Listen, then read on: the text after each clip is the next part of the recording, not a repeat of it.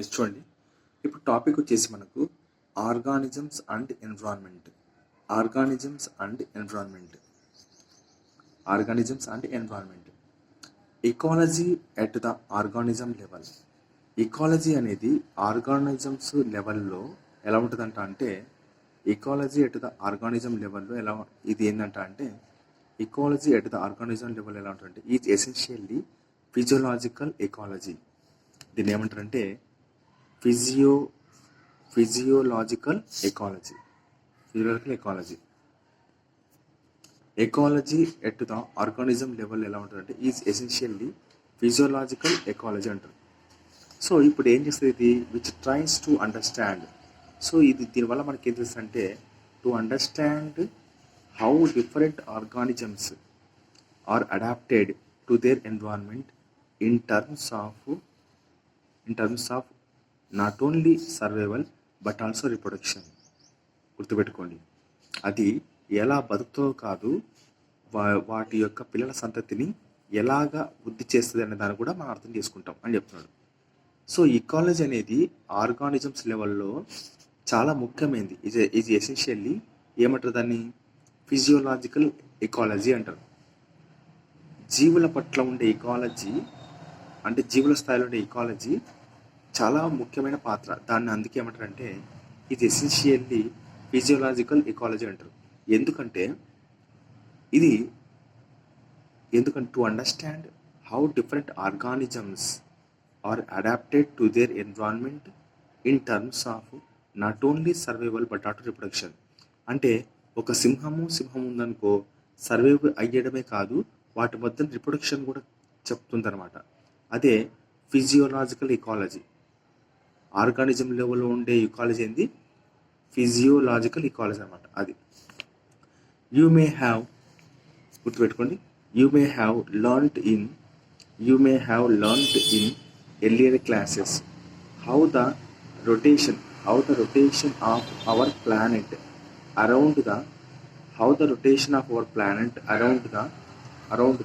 sun and the tilt of its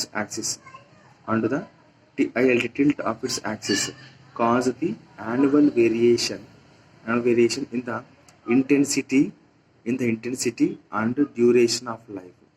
Intensity and duration of life and temperature resulting in the occurrence of distant seasons. So దీని పర్ణాసంగా ఏమవుతుంది occurrence of the distant season. These variations together with annual variation. So ఇప్పుడు ఉండే variations అనేటివి మనకి annual వేరియేషన్తో కలిపి, so these variations together with annual variations in precipitation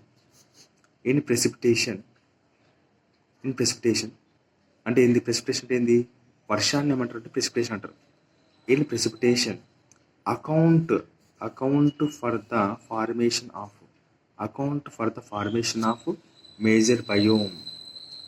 ఏది major బయోమ్గా తయారవ్వడానికి ఇవన్నీ దోహదపడతాయి అన్నమాట. మేజర్ బయోమ్ తయారవ్వడానికి ఇవన్నీ దోహదపడతాయి. అవేంటివంటే మేజర్ బయోమ్ కింద డెజర్ట్, రెయిన్ఫాల్, ఫారెస్ట్, టండ్రా. ఒక ఎడారిని బయోమ్ అంటాము, రైన్ ఫారెస్ట్ని బయోమ్ అంటాము, టండ్రాని కూడా బయోమ్ అంటారు. Very very important. Next, regional and local variation with in each biome. Regional మరియు లోకల్ వేరియేషన్స్ అనేటివి ప్రతి ఒక్క బయోమ్ లోపలనే ఉంటాయి. ఇది బయోమ్, ఇప్పుడు ఇది బయోమ్ అనుకో, దీని లోపలనే ఉంటాయి ఇవన్నీ రీజనల్ అండ్ లోకల్ వేరియేషన్స్ అనమాట. సో దీని పరంగా ఏమైతే అంటే leads to the formation of A wide variety of habitats అనమాట. సో దీనివల్ల ఏమైతే అంటే మనకు formation of wide varieties of habitats, రకరకాల అలవాట్లు ఉంటాయి ఇక్కడ. సో దీని పరిణామసారంగా ఏమైతే అంటే ఒక బయోమ్లోనే అన్ని రీజనల్ వేరియేషన్స్, లోకల్ వేరియేషన్స్ జరిగినాయనుకో మనకేమవుతుంది formation of a variety of habits అనేవి జరుగుతాయని చెప్తున్నాడు. On the planet earth life exist not just in a few favourable habitats. On the planet earth life exist not just in a few favourable habitats but even in the extreme and harsh habitats life exist not just in a few favourable habitats లోనే కాదు, but but even in the ఎక్స్ట్రీమ్స్లో కానీ harsh హ్యాబిటేట్స్లో కానీ. For example మనకు hot Rajasthan dessert ఉంది, తర్వాత rain సోకుడ్ Meghalaya forest ఉంది. Hot Rajasthan dessert ఉంది, rain సోకుడ్ Meghalaya forest ఉంది, మరియు డీప్ ఓషన్ ట్రెంచెస్ ఉన్నాయి. నెక్స్ట్ ఫాస్ట్ ఫ్లోయింగ్ స్ట్రీమ్స్ ఉన్నాయి, పోలార్ రీజన్స్ ఉన్నాయి, తర్వాత హై మౌంటైన్ టాప్స్ ఉన్నాయి. తర్వాత హాట్ థర్మల్ స్ప్రింగ్స్ ఉన్నాయి. నెక్స్ట్ స్టింగ్ కంపోస్ట్ పిట్స్ ఉన్నాయి. సో ఇవన్నీ కూడా మనకు ఏదో వాతావరణం అనుకూలించినాయి అంటే వాతావరణం ఎక్కడైతే అనుకూలంగా ఉంటుందో అక్కడ జీవము ఉంటుంది, కానీ ఇట్లాంటి ఎక్స్ట్రీమ్ హార్ష్ హ్యాబిట్స్లో కూడా ఉంటుందని చెప్తున్నమాట. అది to name a few. So ఇవన్నీ కూడా మనకు ఇక్కడ జీవం ఉండడానికి ఆస్కారం లేదు అట్లాంటివి అనమాట. అందుకే even hour intestine is a unique habitat for hundreds of species of the microbes. అంతే కదా, మన పేగు కూడా ఒక యూనిక్ హ్యాబిటేటే. ఎందుకు అంటే for hundreds of species of the microbes అనమాట. అది అంత కథ ఉంది దీంట్లో. Okay, what are the key elements that leads to so much variation in the physical and chemical conditions of different habitats? అంటే what are the key elements that leads to so much variation in the physical and chemical conditions of different habitats. The most important ones are temperature. Water, light and soil. Temperature, water, light and soil. We must remember that the physico-chemical components అంటే ఏంది? Physico-chemical components అంటే abiotic factors అన్నమాట. Physico-chemical components అన్న abiotic factor రెండు ఒకటే. వాడు ఏమంటారు అంటే we must remember that the physico-chemical components లేకుంటే ఏబయోటిక్ కాంపోనెంట్స్ అలోన్ ఒక్కటి కలిసి do not characterize the habitat of organisms completely. ఒక జీవి యొక్క హ్యాబిటేట్ను కేవలం వీటి ద్వారానే మనం చెప్పలేమని చెప్తున్నాడు.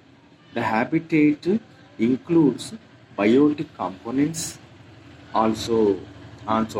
So biotic components abiotic components రెండు కలిస్తేనే ఆ జీవి యొక్క మొత్తం హ్యాబిటేట్ మనము చెప్పగలుగుతాం అని చెప్తున్నమాట. ఓకే, అది గుర్తుపెట్టుకుని పదాలు వేరే ఉన్నాయి ఇక్కడ.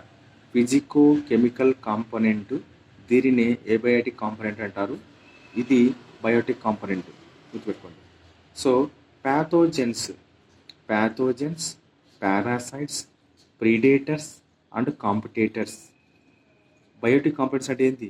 Pathogens, parasites, predators, competitors of the organism with which they interact constantly.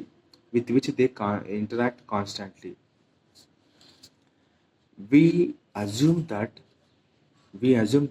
over a period of time,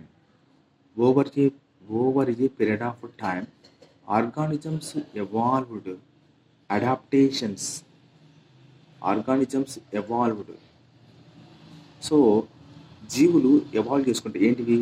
adaptation for survival, బతకడం కోసము వాటి అడాప్టేషన్ ఏర్పరచుకుంటాయి. Organisms evolved adaptations for survival and reproduction in their habitats through natural selection.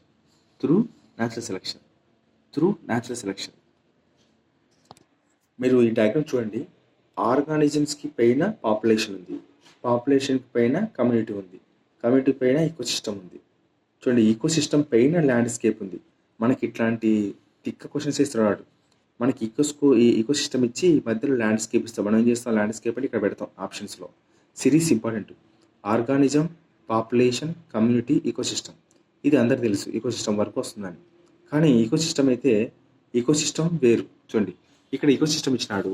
ఇంకా next పేజ్లో చూడండి, next పేజ్లో ఎక్కడ ఇచ్చినాడంటే చూడండి ఇక్కడ ఈకోస్పియర్. ఇది చూడండి బయోస్పియర్.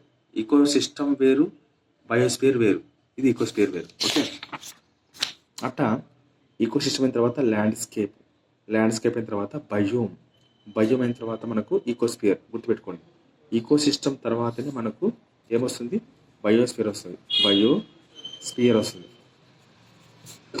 గుర్తుపెట్టుకోండి, సీక్వెన్స్ ఇంపార్టెంట్, ఇది చాలా important. Ecosystem, landscape, biome, ఈకోస్పియర్.